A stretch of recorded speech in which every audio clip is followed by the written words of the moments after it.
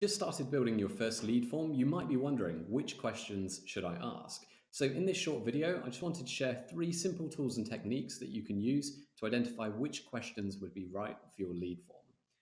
So the first tool that I want to share with you is keeping it simple.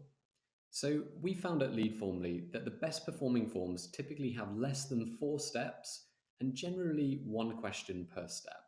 We advise that you don't go over 7 questions in total unless you absolutely need to, or if it's kind of acceptable in your industry. An example of this might be a mortgage application form or something where you do, of course, need a bit more information. But for general lead generation, keep it simple. The less questions you ask, generally, the higher the conversion rate is likely to be. The second tool that I want to share with you is thinking about what is the ideal outcome of filling out this form from the perspective of your visitors. Ultimately, everyone who is visiting your website is trying to achieve some kind of outcome. Likely they have a problem and they've come to your website as part of their process to find a solution.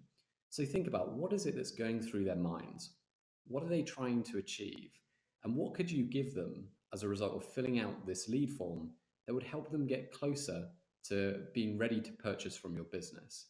What could you give them that is a compelling offer to submit this form?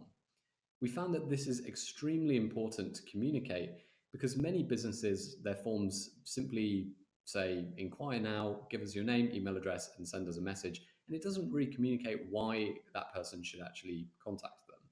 So thinking about what can you offer that is compelling is extremely important. And I've included an example below this video of how this might work for a web development agency if you want to see an example of how this might work in practice.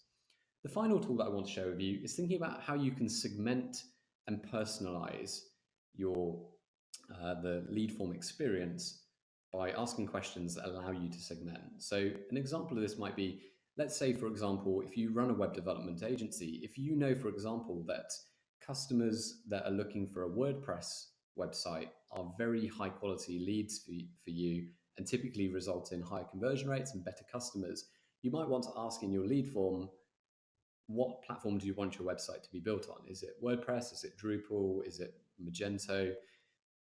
Because this then allows you to segment all of your leads into different buckets. And if a lead comes in that says they're looking for a WordPress site, you then know that that's a very high quality lead.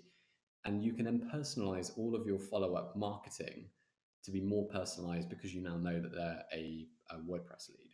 So they're the 3 tools that I want to share with you. I've included a few more links below to help you get started in identifying what kind of question types to use, how to use conditional logic. But for now, hopefully that's been useful.